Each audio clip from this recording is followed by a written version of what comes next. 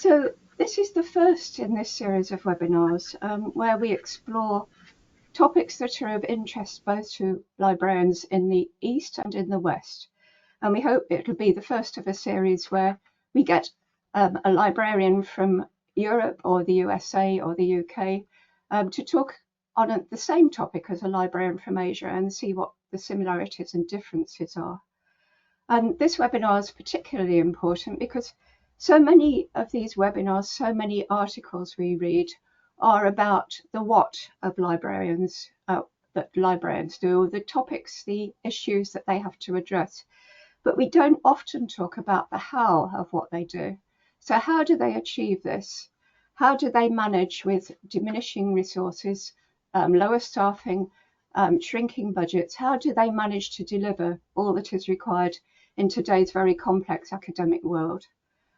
So this series, this webinar is about librarians delivering more than expected. And the first speaker is Dr. Natalie Pang from the National University of Singapore. I'm sure many of you know her already. She has a very distinguished career already. Apart from leading the National University of Singapore libraries, she actively contributes to research and teaching in the areas of digital citizenship and digital humanities at the National University of Singapore. And she's involved in international academic communities in library and information science. And she's also served as the chair of the programming committee for the Association of Library and Information Science Education.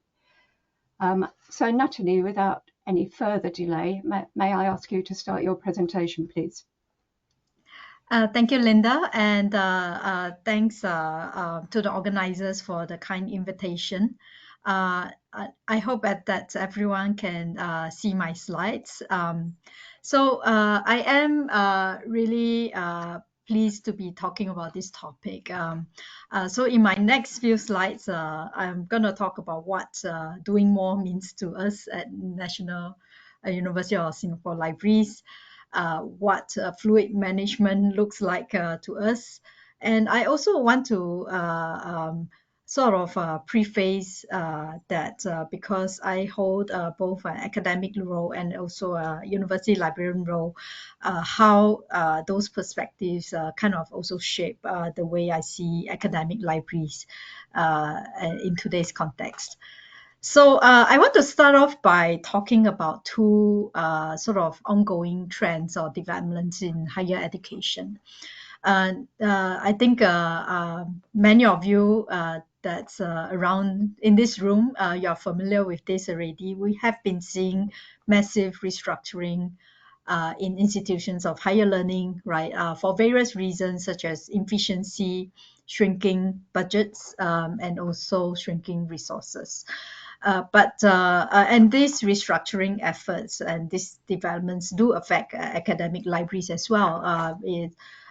For instance, it does impact the kinds of manpower that we have, the kinds of resources that we have, like what Linda says, how do we do actually more? In fact, not even do the same, right? But do more with less.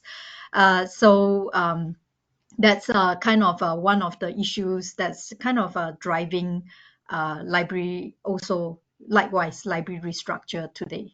And I also want to highlight that restructuring in higher education institutions, right, isn't just the only reason why we've also been seeing similar restructuring going on in academic libraries. So one of the other key development, right, is also the move and also the momentum towards more interdisciplinary and multidisciplinary education, which actually means that the way researchers and students learn in their own disciplines is actually has fundamentally changed, right? And that has resulted in, for instance, many libraries moving away from being organized like branch libraries, right? So the shifts in library structures and management is not a minor one, right? It's a major one, and it's been happening for the last few years, including NUS libraries, right? And this shift in away from the branch library organization means that there will be greater sort of coordination where we see key functions that's actually more centralized, right? For instance, when we look at education, it is now sort of in one centralized function, right? But then that delivery of library educational programs is kind of spread out across our different libraries. And NUS Libraries has actually gone through that change for a number of years now. But I do want to also share that we also saw immediate and felt the immediate implications, right? Especially in terms of declining or rather an increase in terms of the question in terms of subject librarianship, right? And it does mean that now that we have librarians now centered in a key function, then the sort of issue that arises immediately is that we may no longer have enough persons looking at particular subjects, right? But this also relates to my earlier point about how do we think about interdisciplinary and multidisciplinary education, and how do we actually also evolve subject librarianship, right, to be able to deal with the kinds of interdisciplinary and multidisciplinary learning and teaching that we see at universities today. So, but it is important to still have actually subject librarians that continue to look at these issues, right? But with a centralized coordination, it may be uh, actually quite challenging to gather enough momentum for them to actually look at it together as a team. And I think one of the other implication that we felt, right, with this move away from a branch library structure was that faculty also felt that they were not closely as and deeply engaged as before. And I mean, they are still being engaged. In fact, we even in the reorganization, we do actually dedicate resources to do faculty engagement. But simply because actually librarians were no longer sort of positioned at the branch library, right? Every day it can have immediate impacts in terms of the extent to which faculty felt that they were engaged. And yeah, there are also longer term implications that, in my opinion, that needed to be addressed, right? For instance, how do we actually still create the spaces for library innovation? How do we develop partnerships that actually engage the whole of library, not just particular function? Or even how do we actually think about programming in a cohesive manner as a whole library instead of, again, driven by particular function?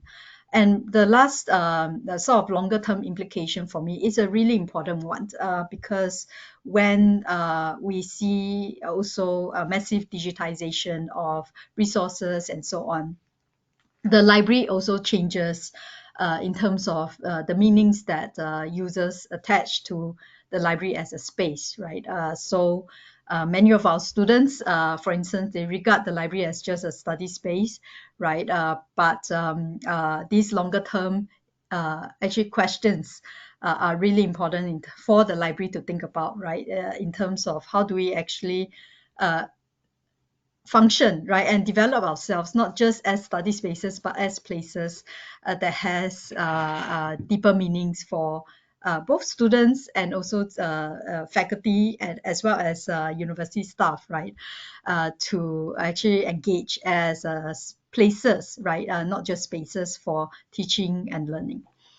So I'm going to share, in the interest of time, just concisely two things that we have done to deal with some of these immediate and longer term challenges we've been experiencing, right? So maybe before I start sharing, I should also say that I'm a strong believer that in the concept of structuration, right? Sorry, I'm going to wear my academic hat for a while here. And in structuration theory, right? I think it's the essential uh, uh, think is that it's not just about agency, right? It's also about how we enable people to take action through structural innovations, right? So that leads me to the first thing that I like to share, right? It's really about rewiring how we work together. And I mean, right after the restructure away from the branch library structure, right, where we started to reorganize ourselves into key functions, right? We had it actually, the structure looked like what you see on your screen in blue, right? You have actually the UL, vice UL, and also sort of a head that looks after each function, right? I think what we felt, right, as an issue was that when we needed cross function, right, or cross cluster collaboration, it was kind of also challenging to pull everyone together, right? And I think it's also really is back to what I said before. We wanted to actually think about a way to allow for our staff, right, our librarians, to be able to engage in longer term issues and library areas that continue to be important for us, such as library innovation, such as actually subject librarianship and collections development, as well as student development, right? So what we have done in the past 1.5 years or so was we injected matrix team, right, to kind of rewire how we work together. And the matrices, right, do many things, right? But I'm just going to talk about three key things that three ways that they make a difference. I think the first is actually very straightforward. It's a way to actually kind of inject opportunities, right, for collaborations across functional teams. Like for instance, we have a matrix team that's called placemaking. And that placemaking team is led by a couple of our colleagues, right? And it pulls colleagues from different functional clusters together to work on placemaking programming and also strategies, right? So this kind of a matrix actually allows for collaboration across different functional teams. I think the other thing that the matrix really is, in my opinion, doing that is incredibly important to me is to rejuvenate ways for us to develop core library competencies, right? In actually ways that are very student focused, right? Because students remain the core of what an academic library is, right? For many of us, right? So having the matrix team that work on library competencies that are important, such as collections development and programming, placemaking, right? Student development and education, right? Those are actually ways for us to kind of ensure that even though we are now organized around key functions such as library operations and collections, we continue to actually find ways in our structure to continue developing those areas that we regard as incredibly important to us. The third thing that I think the matrices are doing, right, is really, in my opinion, to allow for opportunities for leadership development, right? And this is so important, especially when we think about leadership and succession planning, right? And I think this is also a way, right? The matrix structure is also a way for us to actually encourage librarians to shift themselves towards actually developing the idea of developing portfolio, right? Portfolios in areas that they are deeply passionate and engaged in, right? And this is, I guess, coming back to the topic of how do librarians do more, right? In my opinion, it is about finding what is aligned with their strengths, and also finding out aligning with their the areas that they are passionate about. So having talked about the matrix, right? I do also want to say that there are challenges, of course, and what I regard as critical factors, right, that we must overcome in order to continue seeing success, right? I think, yeah, the often heard question I always get is, how do you actually get everyone on board, right? I want to say that you will not be able to get everyone on board, right? Not everyone wants to be in both a functional team and a matrix team. But I think what is most important is from a leadership perspective, identifying who are in your critical mass, right? And also this new way of working requires fundamental cultural and mindset shifts, right? Which is why not everyone will be on board, right? But with a critical mass, and I continue to believe in this, right? The hope is that sooner or later it will slowly introduce a cultural shift to the whole organization.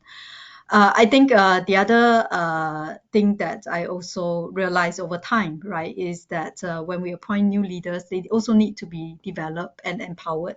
So making adjustments to the reporting structure is important, right, so that they can be empowered to do the things that they have been tasked to do, especially in the matrix teams. And sometimes, right, I think the other challenge is for colleagues who have to work in both a matrix team and a functional team, there can be ambiguity, right, in terms of their understanding of what is their role and priorities. And then this is when you could encounter tensions, right, arising from different priorities, right? And this is again where leadership needs to come in, not just from me and my immediate leadership team, but also from the other leaders, right, at the working level. All this does mean that there needs to be more communication and more coordination. But in my opinion, that's not actually a bad thing. It's not. It does not mean no more work, right? Because it just means that we all need to be collaborating in much better and more coordinated ways. But yeah, last but not least, right, of course, the other challenge is potential fatigue, right, that can come from being involved in too many multiple projects and teams. Yeah. So I think, yeah, we can talk about how we actually deal with that later during Q&A. But I just also want to quickly go through the second sort of thing that we see as fluid, right? I think, and I titled this slide as really about being user-centric, right? Design and manage around needs, right? Not structures. This is something I think many of us understand. We also understand like intuitively, right? But it's so easy to forget, right? That we need to go back to the heart of what we do, right? And actually manage around these needs, not around the structures that we have. And just to give you some examples, right, of how NUS Libraries tries to do this, right? For instance, with students, engaging them as co-creators and partners, opening up opportunities for them to actively engage the library as a living lab, to grow professionally through various ways, right? As a fellow, library fellow, as internships, through our internships, but also to engage us as to kind of incubate and test ideas, right? So one example is this project. In fact, we had done with business students from the business school, where they had actually just like they began with an idea on paper, right? And it's about whether or not a self-serve coffee system, right? Or coffee concept, right, that employs an honesty payment system could work. And yeah, they had actually all kinds of hypotheses in terms of how it can work, but they needed a place to kind of test their ideas, right? And yeah, they came to the library, and we actually work with them, right, to allow them to incubate and test their idea. And yeah, it's just an illustration of what we mean by how do we actually engage students in an active way, right? To allow them to actually grow and learn professionally. So yeah, of course, doing this kind of thing requires breaking some mindsets, right? Idea of coffee in the library, right? How can it work? And operationally, what kind of disruptions do we have to deal with, right? Potentially. And yeah, all this actually requires what I said before, mindset shift as well. And yeah, this is just another example of what we do, for instance, with the NUS Graduate School, right? Again, an illustration of what I mean by designing and managing around needs, right? Not structure. Now, this use what you see here are actually pictures of a space, right? That's been kind of reorganized, right? It used to be filled with tables and chairs where students would just come to study. But we also came to realize that our graduate students on campus, they have not just learning needs, right? They also had actually needs, personal needs, right, that needed to be addressed, right?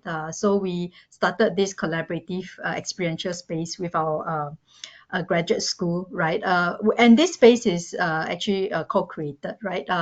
Co-designed together with NUS Graduate School, right, and students, and also the programs are also kind of put out together with them.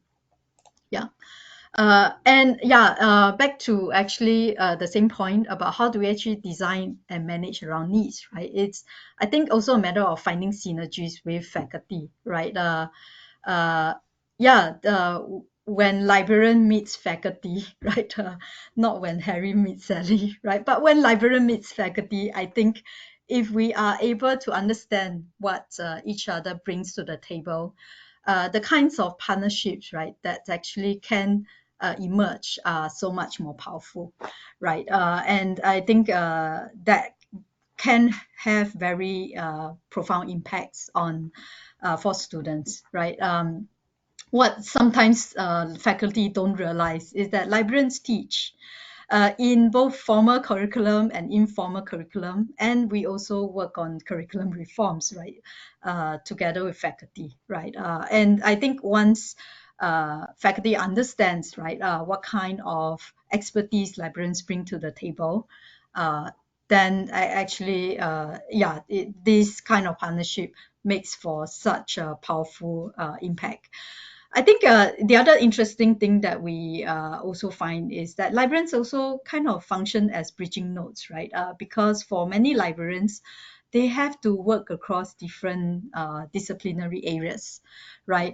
And if once faculty actually understands that, I think that is actually very interesting in terms of the ways a certain whether it's a research project or educational project can grow, right?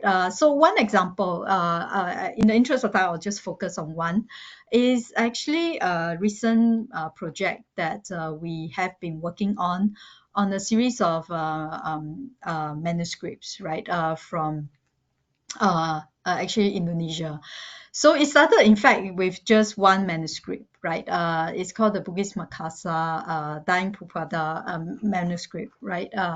It started with just one manuscript where we received, right, from university in Indonesia, right? And then when we started working on studying the manuscript, right, faculty also got involved, right? And yeah, and most recently, right, we actually have grown this from one manuscript to a repository that actually has come about in a through the co-creation and partnership between librarians and faculty. So if you see the top image on my slide there, right, what you see there is just one of the activities that we have done together with faculty, where our librarians traveled together with faculty and we engage also the local community there to better understand the manuscript, right, that is in our collection right now. So so yeah, as I said, right, librarians also can contribute to informal curriculum, right, and these are just some examples of how we are contributing to the curriculum. NUS Libraries has also a team of dedicated librarians working on areas such as digital scholarship, right? So we put out actually workshops and various educational programs catering to these areas. Yeah, and this is an example of how we can partner faculty in terms of working on curriculum, right? And in this case, it is a common healthcare curriculum that's actually that sees huge involvement from librarians, right?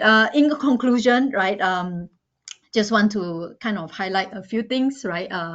To me, fluid library management actually is really about being fluid with our mindsets, right? And that also enables us to adapt to reforms, be it curriculum reforms or institutional reforms that come up from time to time. I think the other thing that I like to also say is that it's important to review our organizational structure, right? Where are we stuck? Where are we stopping innovation, right? And where in the structure are we allowing for people to experiment, to innovate? I think the third thing is really important, right? For me, we must not forget that the academic library is part of a larger educational and research ecosystem. And we must understand how the academic library is connected to other parts, right? So what we do and the impacts on other subsystems, right, subparts is incredibly important. The last thing I like to actually end on, right, is that question of what is more, right? Is doing more, right? And in my opinion, doing more is not more, right?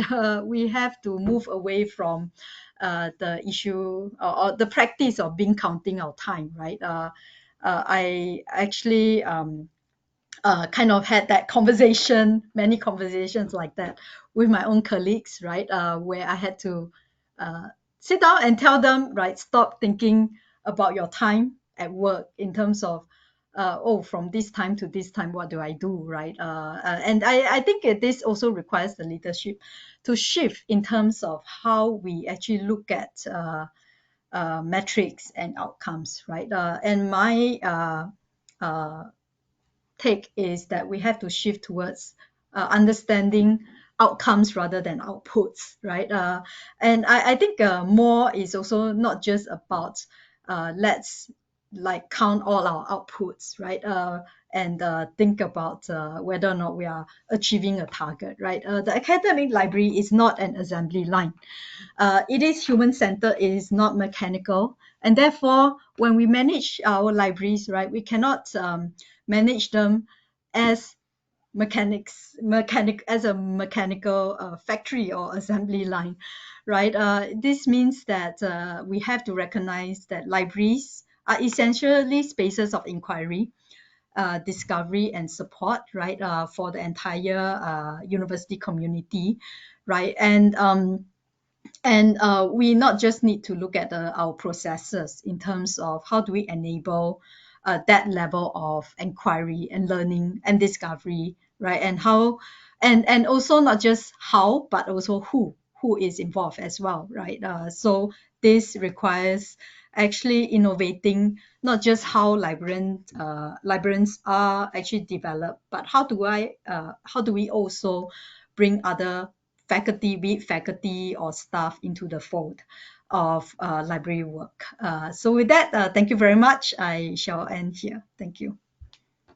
Huge thanks for that, Natalie, for a very eloquent and insightful account of how the library is managed at one of the world's most famous universities. It's a university I've been to once, and it is a fantastic university.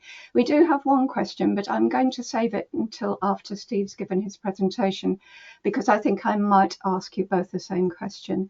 So without any more ado, I'd like to introduce Steve Sharp, who is the Associate Director of Library Resources at Sheffield Hallam University, which is one of the UK's largest universities.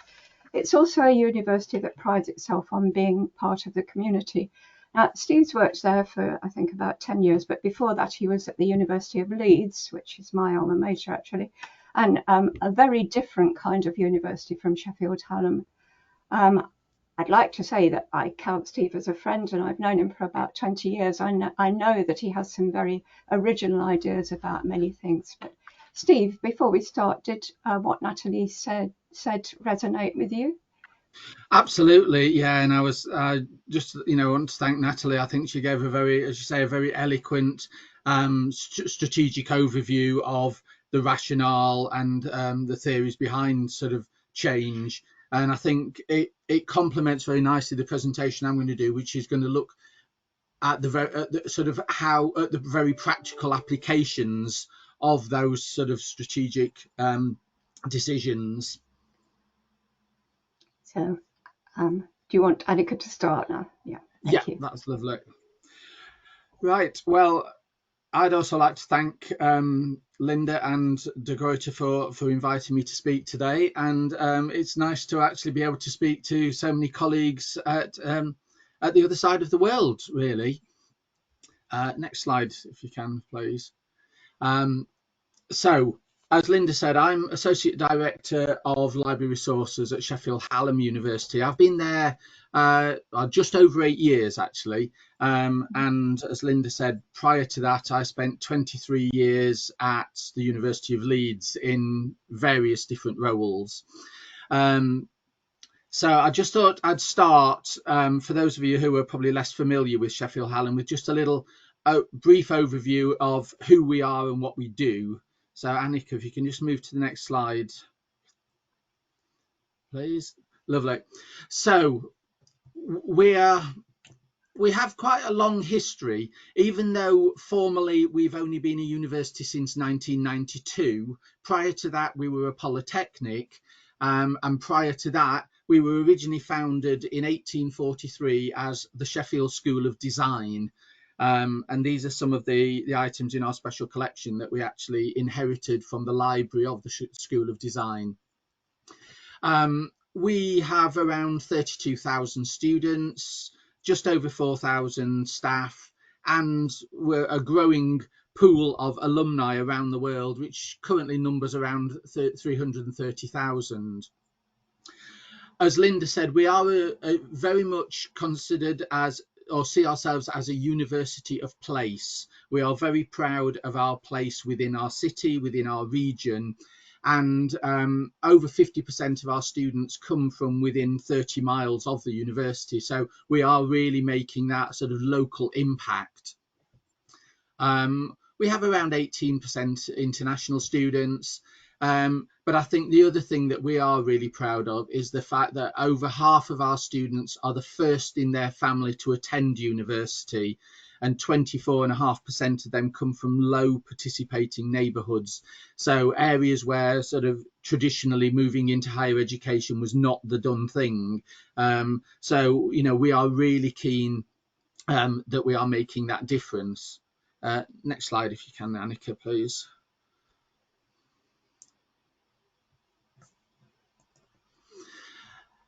We are also working in partnership with other organisations within the city and the region. So we're one of the biggest trainers of healthcare staff for the National Health Service in the country. We have one of the biggest modern business schools in the country, with over 7,000 students from 100 countries. And we've also sort of won numerous awards over recent years, including being awarded a Gold Award at the government's Teaching Excellence Framework, which assesses, as it says on the tin there, really, it assesses the quality of the teaching that's provided. We got 5 stars in the QS star rating, and in fact we achieved top marks for teaching, employability, facilities, innovation and inclusiveness. And our mission is simple, and it's the university's strapline is transforming lives. We transform lives. We want to make that difference. So moving on sort of the more directly to the topic of today's session, and how librarians are delivering more. I thought what would be quite interesting was to start with an image of a librarian. So if you can move on to the next slide, Annika. So I did what a lot of people will do nowadays is I asked ChatGPT, what does a librarian look like? And this is the image that ChatGPT imagined for me. And possibly no surprises that the image came back of someone who was white, female, middle-aged, with fairly dull clothing and glasses, quite studious looking. And I think in the minds of a lot of people, that is what a librarian looks like. Next slide, Annika, please. But as we all know, the reality is very different from that now. We are all doing more with less. Libraries have traditionally been seen as the place to go for information. We are that fount of all wisdom. And of course, the librarian, by association, also becomes that fount of all wisdom. But as Natalie touched on earlier, we librarians also act as trainers. We have staff that go out and work with academic departments doing teaching, information literacy teaching, referencing. So we act as trainers. We're also seen as IT specialists as well. The library is one of the biggest providers of resources for our students and staff. And even for those resources that are not provided directly by the library, they may be provided by a department. Because students are so used to coming to the library for help, for IT help with the library resources, we often find that we are the place that they turn to for help with departmental resources as well. So our staff are having to grow their knowledge beyond our existing portfolio of resources to help support resources elsewhere in the university, because the last thing we want to do is be bouncing people from one person to another to another to another before they finally get the answer to the inquiry that they want. Increasingly, staff within the library are having to develop more and more robust data analyst skills. They are becoming bibliometricians. We're also having to work much more creatively in terms of managing space, capacity, and logistics. So for anybody who's masterminded a move around of their library collections, you will know that both data and analysis and capacity management all come into play in that activity. Increasingly, we're also having to become marketing specialists. And I think one thing I have always said, particularly from the perspective of my team, the library resources team, because a lot of our activity is behind the scenes and we're not seen directly by the students. If we do our job well, we're invisible. Students get access to what they want, when they want, often at the click of a button, so they don't even think about how that service is delivered to them.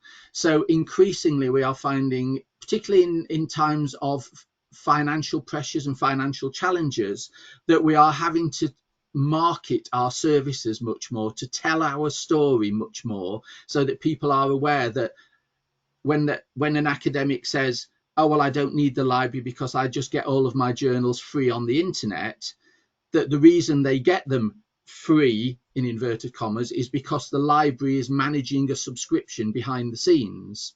So increasingly we are finding we're having to sort of to market ourselves much more than we ever had to in the past.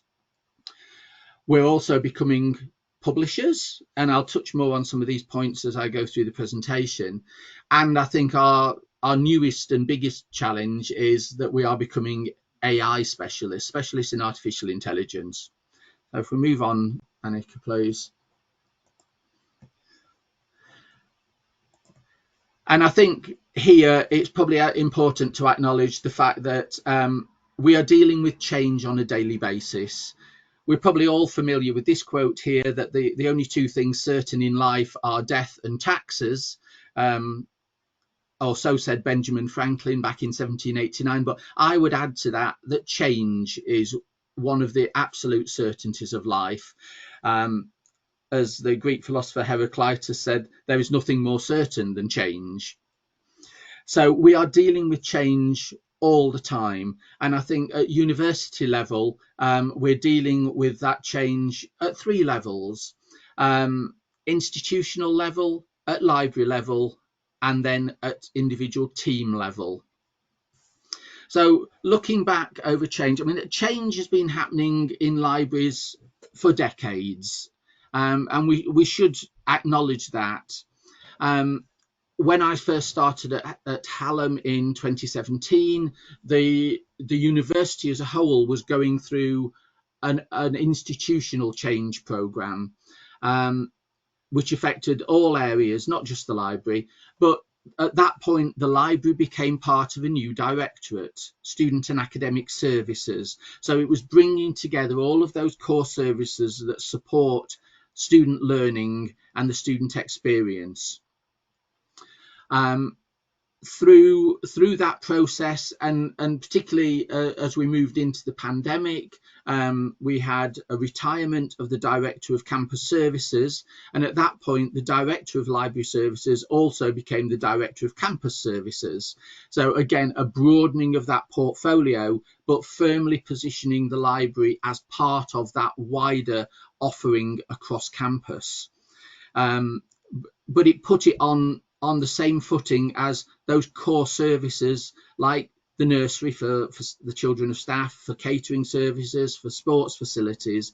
So the library was very much positioned as one of those underpinning support services for the university.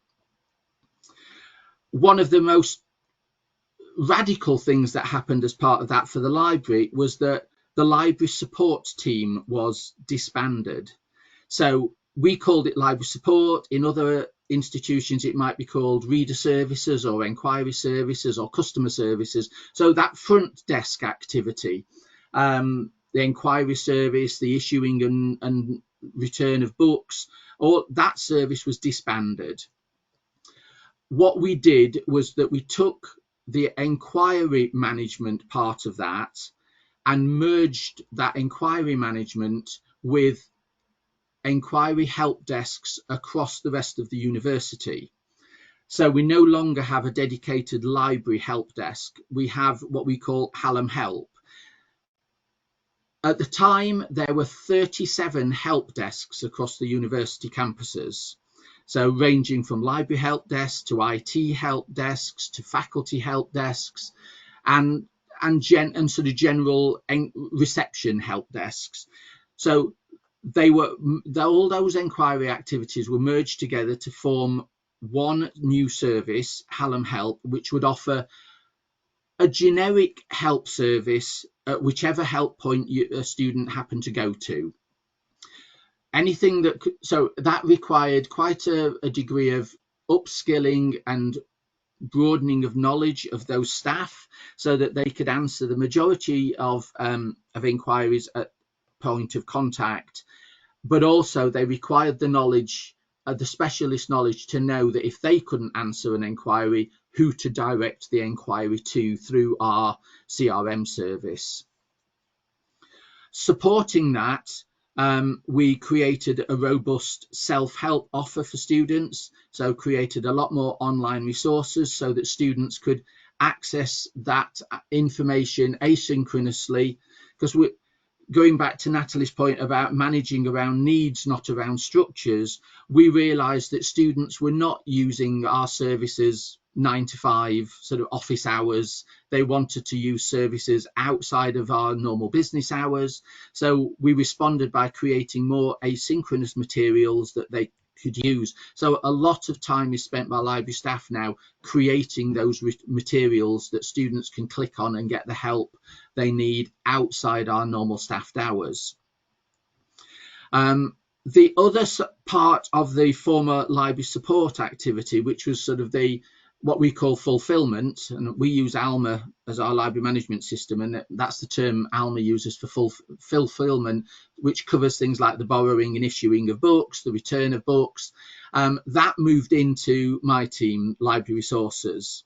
So our former document supply team was merged with that fulfillment activity and became our new access and supply team. So basically covering any way that we might actually need to supply resources to our students. So going beyond just document supply. So we were looking at the shelving of our books, the issuing and returning of books, document supply. So interlibrary loan had historically sat with that team. We increased our capacity for digitization. So we do a huge amount of digitization of book chapters and journal articles for reading lists. So all of that sat together. So that was a huge increase in the work for my team. We did get 2 or 3 staff transferred from the former library support team, but certainly nowhere near as many staff moving into our team as the amount of work moving into our team.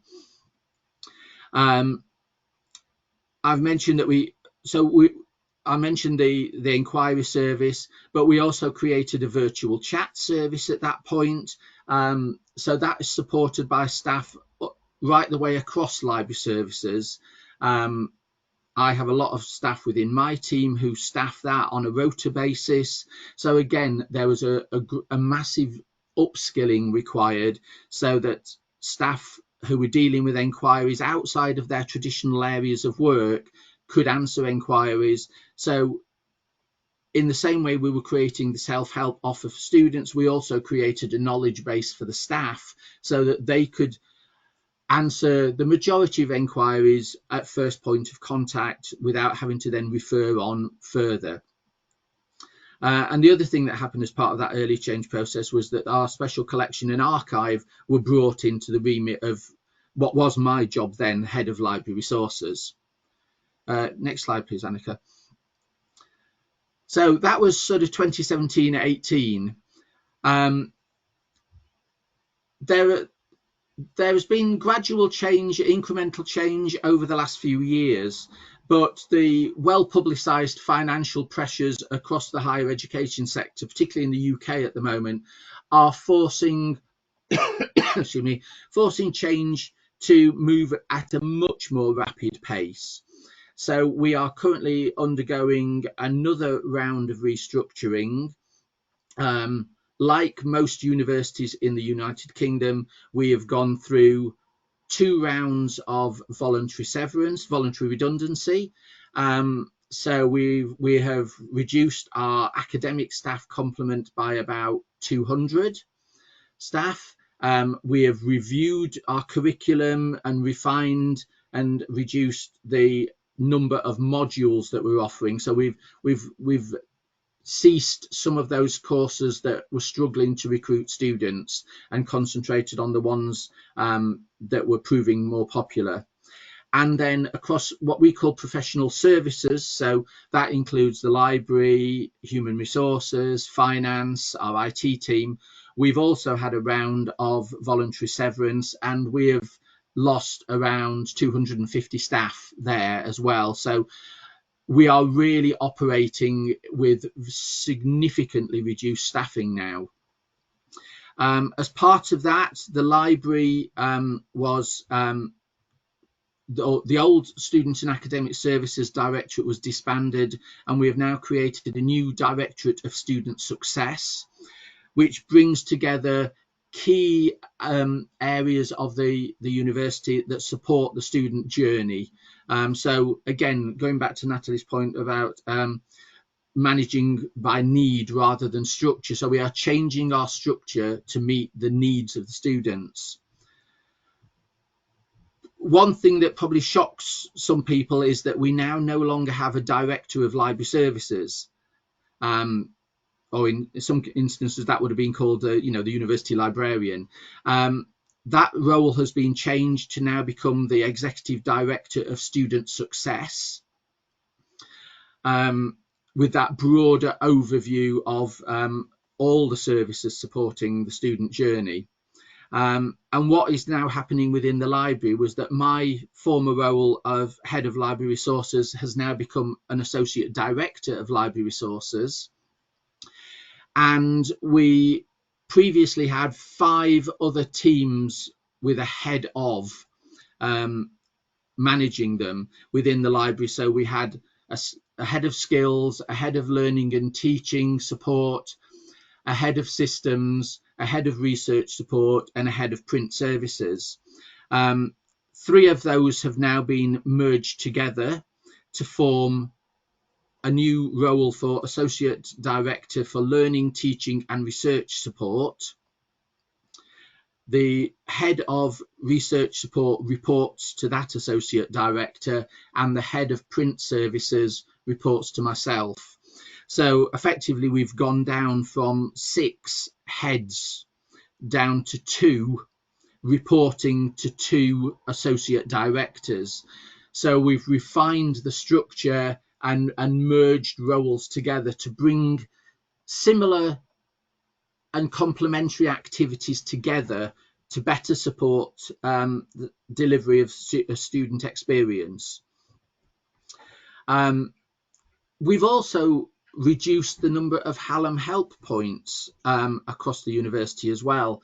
I mentioned earlier that we'd reduced from 37 help points across the campus to 11 as part of the previous restructure, but we were finding that the number of students visiting those 11 help points was dwindling, and that more of them were using the self-help and the asynchronous support materials. So we've actually reduced the number of help points now down to 4. We are fortunate that across our 2 campuses we have 2 libraries, and 2 of those 4 help points are based in the libraries. So we no longer have a library help desk, but we do have a help point in the library. We've continued to improve the range of asynchronous self-help. We've rationalised the library's IT team with the wider university IT team. So again, they are taking on more responsibility and wider responsibility. And the library team, the access and supply team within Library Resources, is now working much more closely with our disabled student support team to improve the quality and quantity of accessible materials that we provide. So, and by that I mean where we have students with high levels of visual impairment and we need to provide their teaching and learning materials in transcribed and in a more accessible format, that work now sits within my team as well. So we see that simply as another part of providing learning materials for our students, regardless of visual impairment or not. So next slide, please. Sorry, I'm just conscious of time, so I'll rush through a little bit.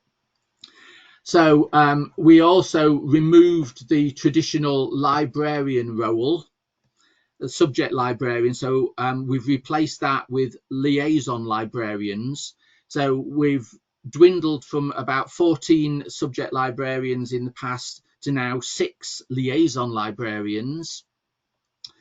And 3 of those, sorry, not 6, 8. 3 of those act as principal liaison contacts with our 3 colleges, but they also have another hat, so they also have functional responsibility. So one of them is a manager for information, digital literacies and partnerships.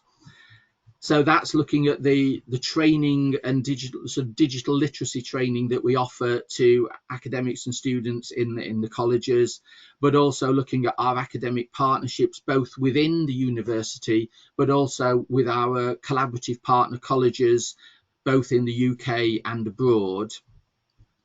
Another is a manager has functional responsibility for enquiries and knowledge management. So that's looking overall at our enquiry service and the level and quality of the service that we're providing to students. And that involves an awful lot of co-design with our students, looking at what it is they want, and then we respond by working out how we can provide that better for them.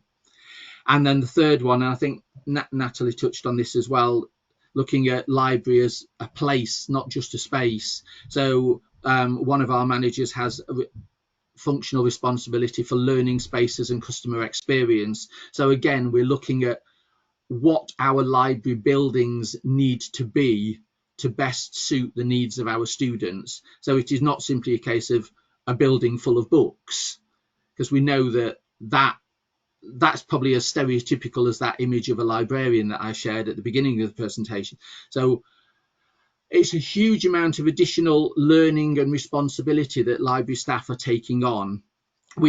And within my own team, I'll just go through this quite quickly, we've redefined the roles within library resources. So library resources is made up of 3 teams: acquisitions, access and supply, and metadata services. Acquisitions is possibly the more traditional function of the 3 teams, because obviously we still need to order materials to support teaching and learning and research, though predominantly that is obviously online now, and ebooks, e-journals rather than print. Our access and supply team, as I mentioned earlier, deal with everything that the acquisitions team don't, basically. The provision of digitized materials for teaching and research, interlibrary loans, accessibility, all of that is covered within the access and supply team. And we no longer have a cataloguing team, we have a metadata services team.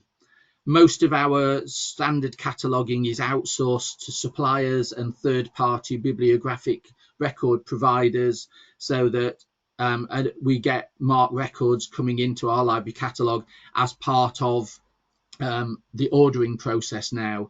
So most of the work of the metadata team is spent on creating metadata for items deposited in our institutional repository. And obviously, in order to deliver against all of that, we've needed to cross-skill the staff at lower grades within the team so that they can act as a much more flexible pool of staffing, so that they are not just doing acquisitions work or just doing metadata work. They can work flexibly across those 3 areas where there are seasonal peaks and troughs in demand. I'd already mentioned about special collections and archives and print services moving into my remit. So again, a broader portfolio. Final slide, I think, please, Natalie. Annika.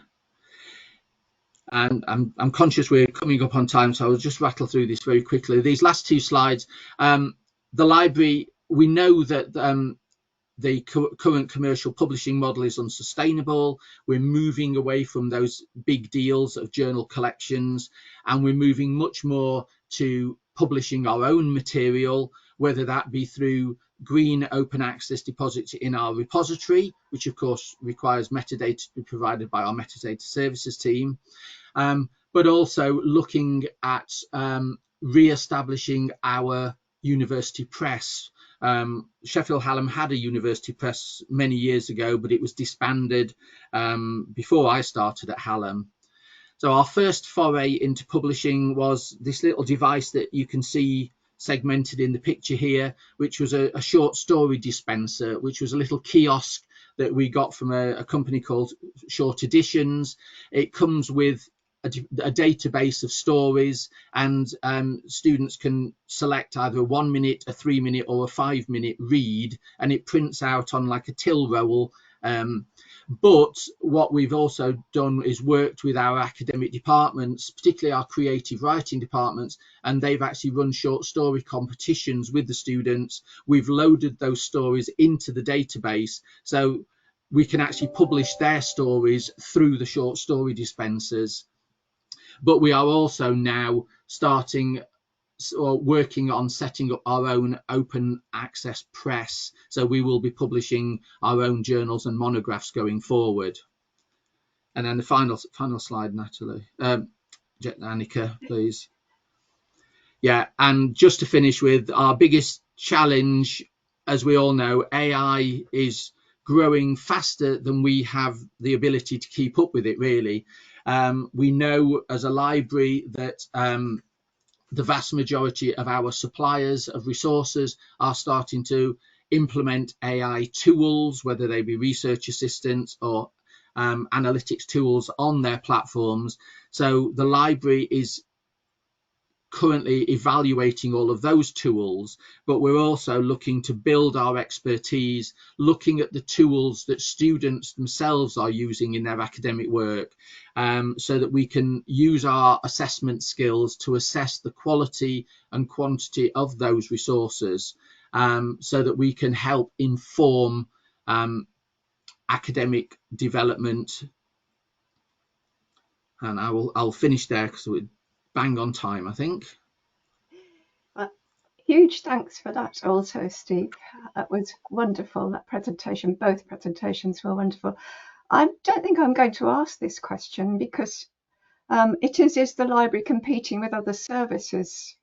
It says within the university in Singapore, but I think you've both said that the library is actually integrating more with other services. Is that correct?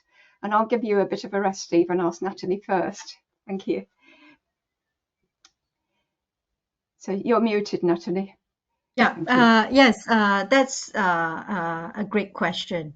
I think it's, I wouldn't say that the library is actually integrating services, but I think what we are, at least what's happening at NUS Library, is that we are definitely working with partners more to provide enhanced services.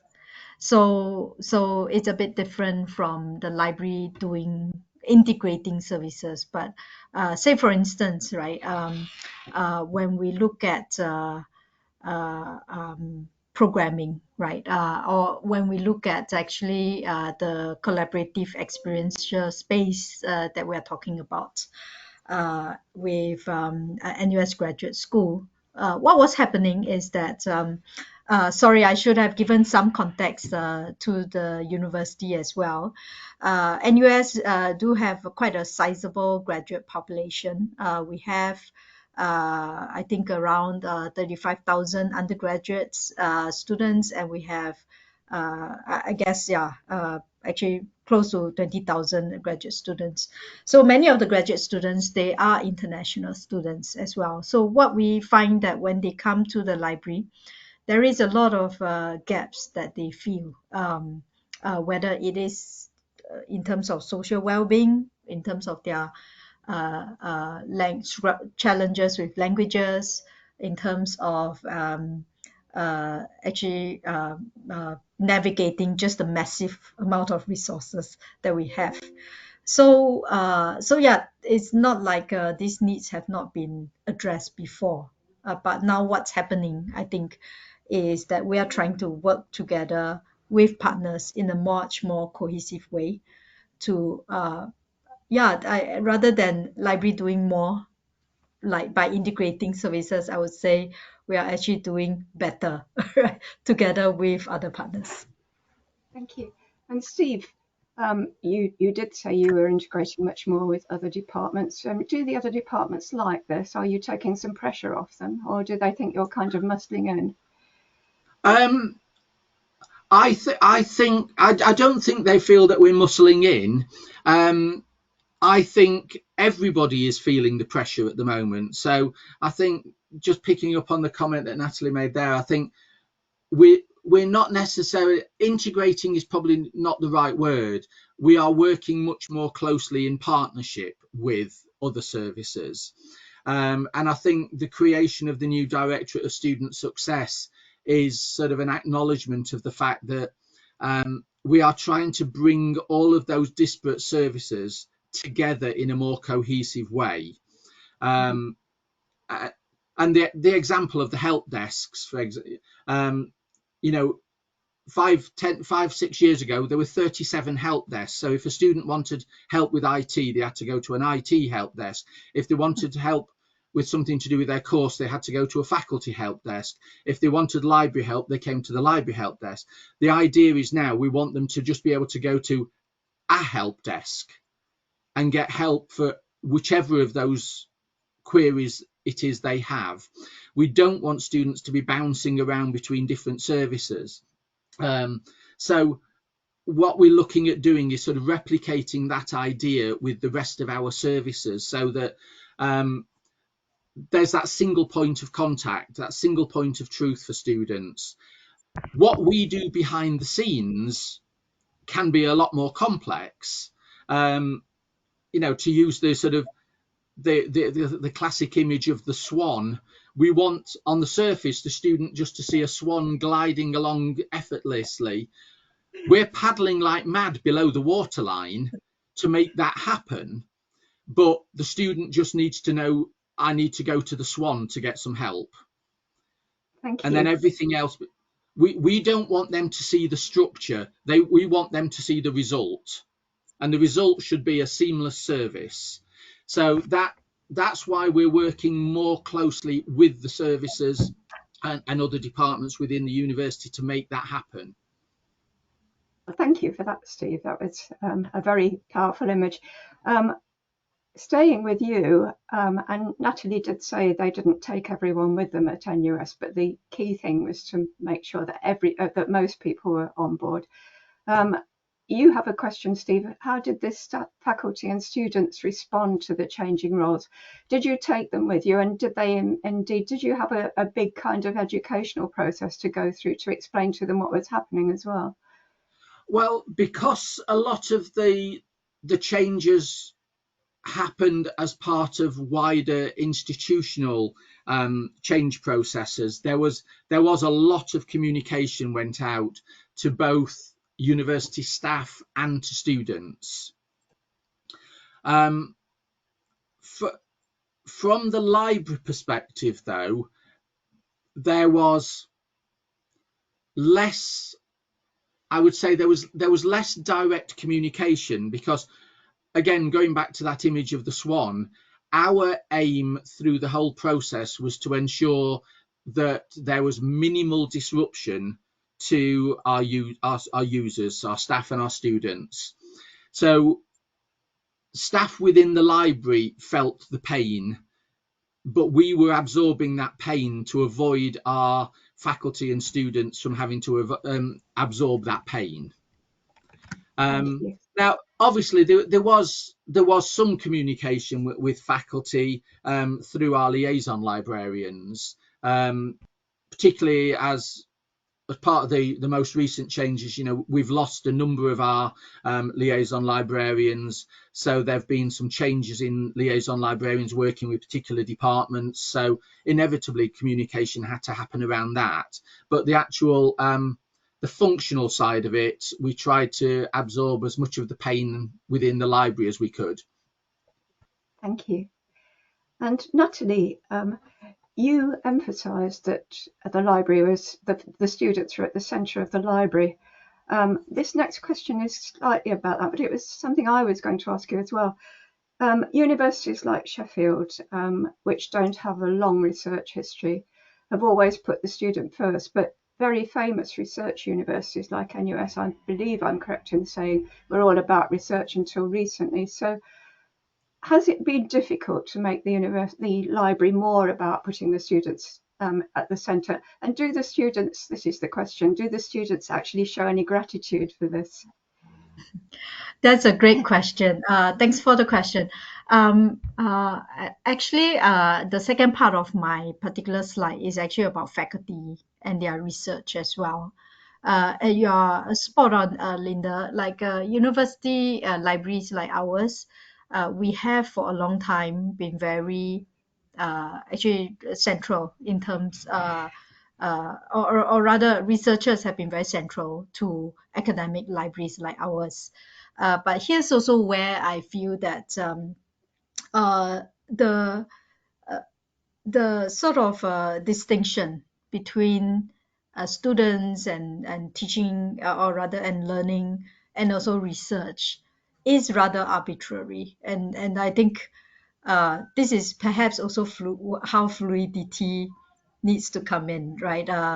That distinction between research and teaching is often more analytical than realistic. The reality is that if our students also understand research, they are just able to learn better as citizens.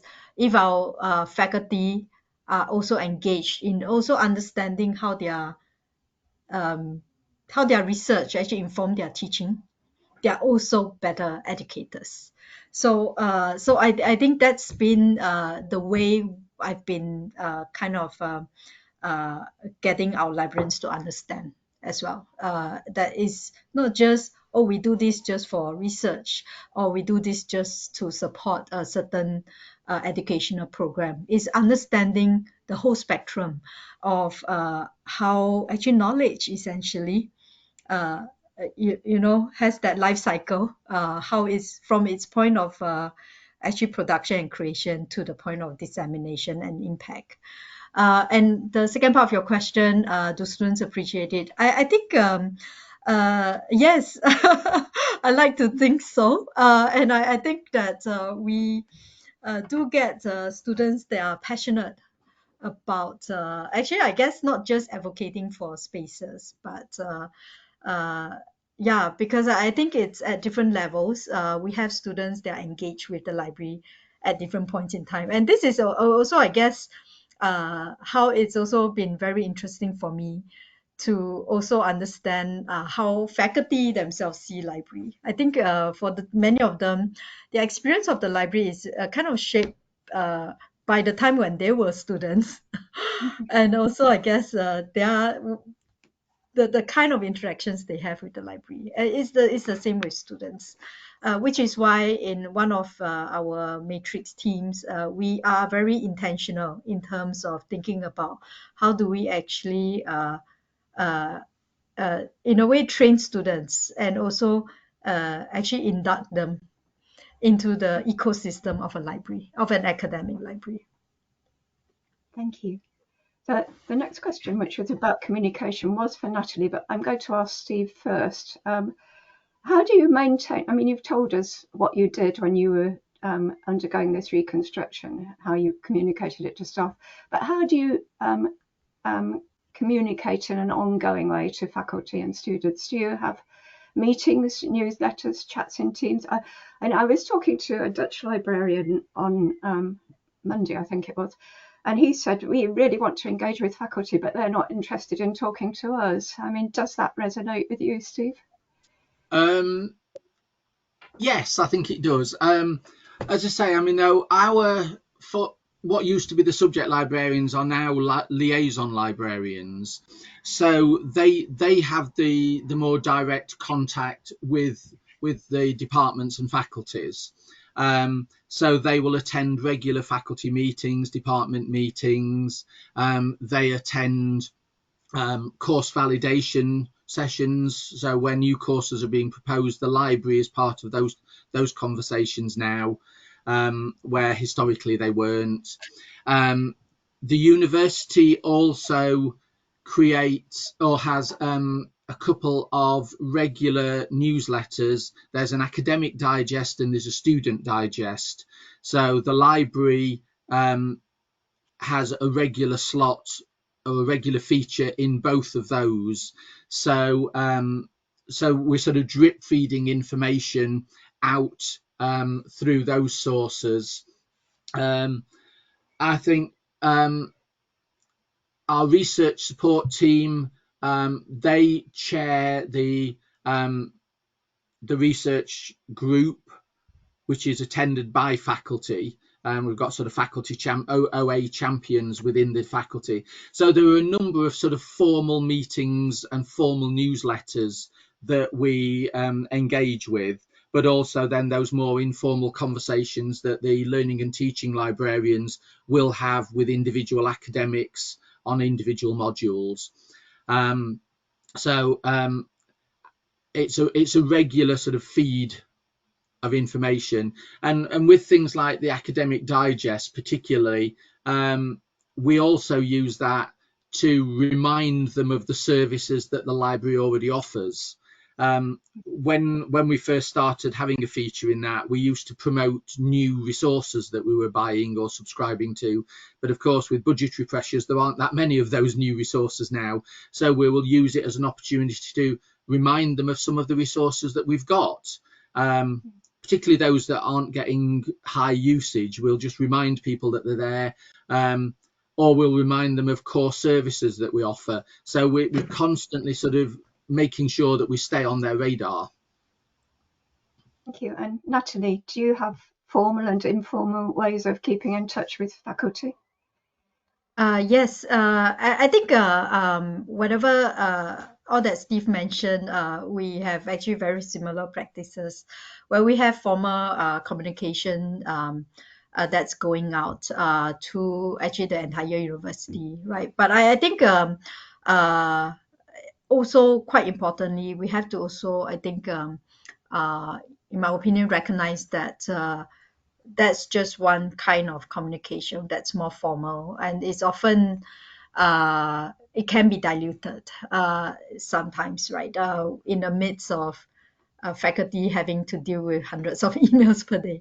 So I think so what we also try to do is to have more informal communication. And I think my take is that the best kind of understanding, mutual understanding, is developed when we do things together with faculty. And I think that's, of course, that takes a lot more resources, and we have to engage faculty kind of one to one, or maybe in a small group, right? But it's only, in my own opinion, only where we develop projects together, recognizing each other as mutual partners, that we have much greater understanding of the kind of value each other bring to the table. And I also would like to talk about how we think about thought leadership, right? Because that to me is another kind of communication where we communicate the value of what we do in a more public way. And my colleagues, right, in the library, they actively, we have sort of by now inculcated the kind of research culture within the library now, where we have colleagues, right?